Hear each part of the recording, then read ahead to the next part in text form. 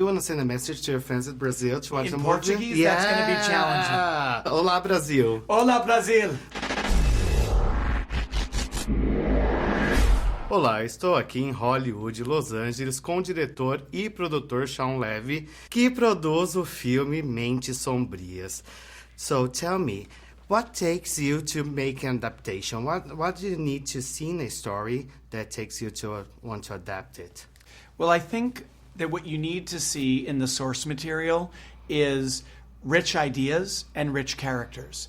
It doesn't necessarily need to be exactly the same as the book, but if the idea is juicy and thematically rich, and if the characters are specific and interesting, I think that's the basis for a great movie. If you can hear this, you're one of us. If you're one of us, you can find us. Do you remember what did you felt the first time you read The Darkest Mind? Yeah, I remember loving the fact that it felt like it was about something, but it was also just fun, that it felt like aspirational, about what if young people who have powers also discover their power, and that exploration of the empowerment of youth in a very literal way because they have superpowers, that I thought that was an idea and a film that could be both interesting and also entertaining. The government wasn't afraid of what happened to the ones that didn't make it. They were afraid of us. Because the ones that survived changed. How hard is to deal with the expectations from the book's fans?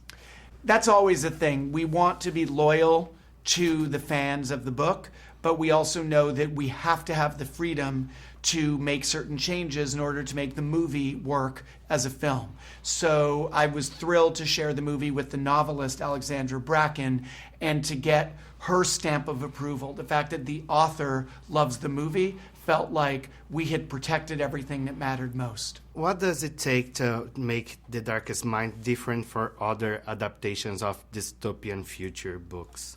I think that the selection of a director was everything. That this director, Jennifer Nelson, wanted the movie to have a certain lyricism, a certain poetry, an emotionality.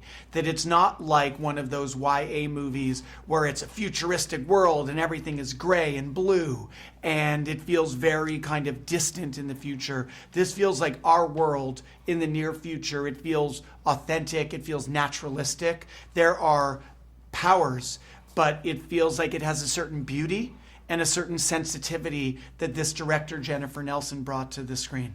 We have a strong female lead character here, hardly seen in old movies. Do you think the industry is changing?